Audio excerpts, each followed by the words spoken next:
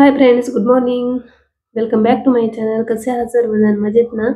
तर चला आपण आजच्या व्हिडिओला स्टार्ट करूया. आजची मॉर्निंग ही काहीशी वेगळी होती. घरात ॲक्चुअली मी आज ठरवलं होतं की मी लाडू बनवणार आहे. पण झालं असं की डब्यात पाहते तर डाळीचं पीठ खूपच कमी होतं. जेमतेम पावशेरपेक्षा थोडंसं जास्त असं होतं.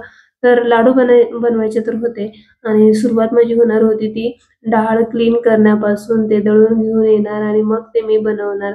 चला तर म्हटलं पहिल्यांदा डाळ तर निवडून घ्यावी. आता जरी नाही लागली तरी मला ती नंतर लागणारच आहे. जेव्हा कधी लागेल तर ती डाळ निवडलेली असली किंवा ते पीठ मी घेऊन आलेली असली तर माझं कामं पुढचे पटकन होतील.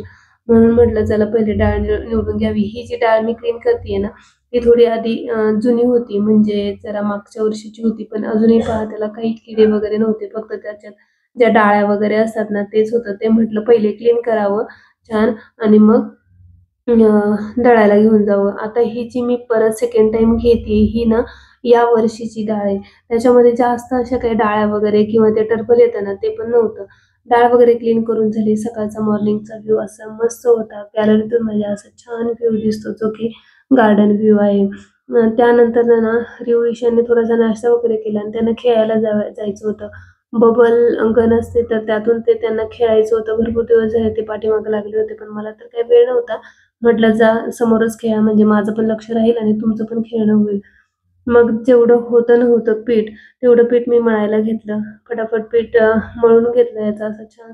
न्यू ईशान येण्याच्या अगोदर जेवढं काम होईल तेवढं मला करून घ्यायचं होतं. पण इतक्यात ही मुलंही आली आणि मला काही रिऊ काम करू देत नव्हता. कारण की त्याला फक्त मध्ये-मध्ये करायचं होतं. मम्माला इथं बसू दे, मला तिथं बसू दे आणि तेल वगैरे किंवा हे तूप मी जे गरम करायला ठेवलंय तर भीती वाटते की लहान मुलं असतात आणि असे पडले वगैरे किंवा थोडासा टिपका जरी अंगावर आला तर त्यांना ते भाजू शकतं. म्हणून मी रिऊला खूप सांगत होते, "रिऊ नाही तू नको करू वगैरे, मध्ये-मध्ये नको येऊ." शेवटी मला व्हिडिओ बंद करावा लागला. मी पुढचं काहीही शूट केलं नाही आणि मी माझा हा व्हिडिओ इथे स्टॉप केला आणि जेवढं होईल तेवढंच फक्त हे केलं. आणि या व्हिडिओची गंमत म्हणजे ना, मी खूप वेगवेगळ्या ट्राय केलं. कारण की आधी मी ट्रायपॉड सेट केला तर तो दिसतोय तुम्हाला असा ज्यात माझा फेसच दिसत नव्हता. म्हटलं चला एक मोठी पुरी घेऊन ही छोटीशी लाटावी. आता पहा तुम्ही कसं होतंय. कारण की मला कळालंच नव्हतं की याच्यात माझा फेस दिसत नाहीये म्हणून. मग परत थोड्या वेळाने जेव्हा मला कळालं की अरे आपला फेस याच्यामध्ये दिसत नाही, तर मी परत गेली आणि सेट केला.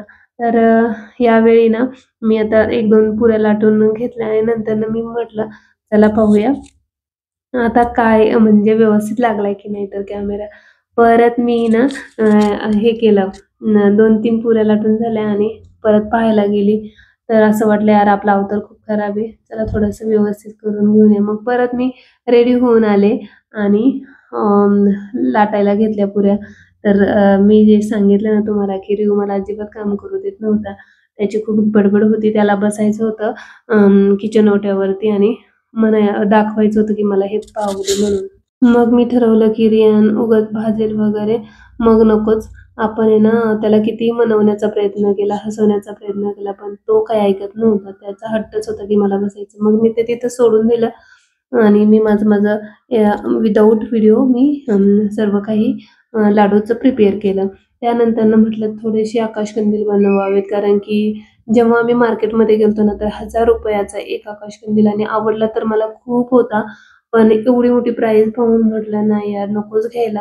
मग तो आकाशकंदील नाही घेतला. मग आता एकदम आकाशकंदील नाही आणि दिवाळी, आकाशकंदील शिवाय तर दिवाळी होतच नाही. तर घरच्या घरी हा आकाशकंदील मी कसा बनवला हे तुम्हाला मी आता या व्हिडिओमध्ये शेअर करते.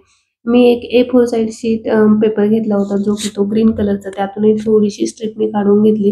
कारण की थोडासा आकाशकंदीलचा लूक आला पाहिजे. खूप जास्तही लेंथ नको म्हणून मी थोडीशी त्यातली स्ट्रिप काढून घेतलेली. नंतर आणखीन एक छोटीशी स्ट्रिप मी पिंक कलरची लावली तुम्ही पाहू शकता. आणि थोडासा जो पार्ट होता साईडला जो की असा झिरमळ्या म्हणतो ना त्या टाईपमध्ये ते कट करून घेतले. दुसऱ्या साईडच्या पार्टचं सांगते मी तुम्हाला. तर ते मी दुसऱ्या साईडला लावून घेतलं आणि नंतर छोटे-छोटे स्क्वेअर शेपचे, म्हणजे तुम्ही पाहू शकता व्हिडिओमध्ये की ते मी कट करून घेतले स्क्वेअर शेप आणि ते अपोझिट साईडला फोल्ड करून ते स्टिक करून असे 7-8 किंवा 9-10 जेवढे माझे जो A4 साईजचा पेपर कव्हर होत नाही तोपर्यंत त्या पद्धतीने फोल्ड करून मला तिथे आता ते चिपकवायचंय. हे सर्व करून घेतल्यानंतर ना ते व्यवस्थित असं एका लाईनमध्ये मी हे चिटकवून घेणार आहे आणि चिटकवून झाल्यानंतर तुम्हाला दाखवतेच त्याचा शेप कसा होतोय. बाजूलाच रिहूची कुरकुर कुरकुर चाललेलीच असते, कारण की मी जिथं असेल तिथं रिहू गेला नाही असं होणारच नाही. आणि त्याचे खूप प्रश्न असतात की मम्मा हे कसं करायचं, ते कसं करायचं, हे काय करते तू आणि हे का लावायचं, भरपूर असंख्य असे त्याचे सवाल चालूच असतात मला. असो, करमणूक तर पाहिजेच. मग ठीक आहे. मग त्याची बाजूला बडबड सुरू होती. माझं थोडंसं ते आकाशकंदीलचं लावून घेतलं आणि त्याला म्हटलं थोडंसं डेकोरेट करावं म्हणून. हे ना माझ्याकडे स्टोन होते ऑलरेडी पडलेले, तर तेच मी लावून घेतले आणि जो काय होता तो फोल्ड केला. एल शेप होता तो मी फोल्ड करून घेतला असं स्क्वेअर राऊंडमध्ये. आणि तुम्ही पाहू शकता या प्रकारे मी हा सेकंड नंबरचाही आकाशकंदील तयार केला आणि हा जो पार्ट आहे हा थर्ड नंबर. हा मी तिसरा आकाशकंदील बनवतेय. तर याच्यात मी ना हे जांभळं आणि येल्लो असं कॉम्बिनेशन घेतलं होतं. सेम त्याच पद्धतीने मी तोही आकाशकंदील बनवला. रांगोळी काही मी आज काढलेली नव्हती, ही कालचीच रांगोळी आहे. आज फक्त दिवे वगैरे लावले, लाइटिंग लावली. ह्यांचं गॅलरीमध्ये जी लाइटिंग लावण्याचं काम सुरू आहे ते मला अजिबातही आवडलेलं नव्हतं, पण आता ऑप्शन नाही, कधी कधी ऐकावं लागतं. तर मग कसा वाटला आजचा व्हिडिओ नक्की कमेंट करून सांगा. भेटूया नवीन अशा एपिसोडमध्ये. चलो बाय, टेक केअर.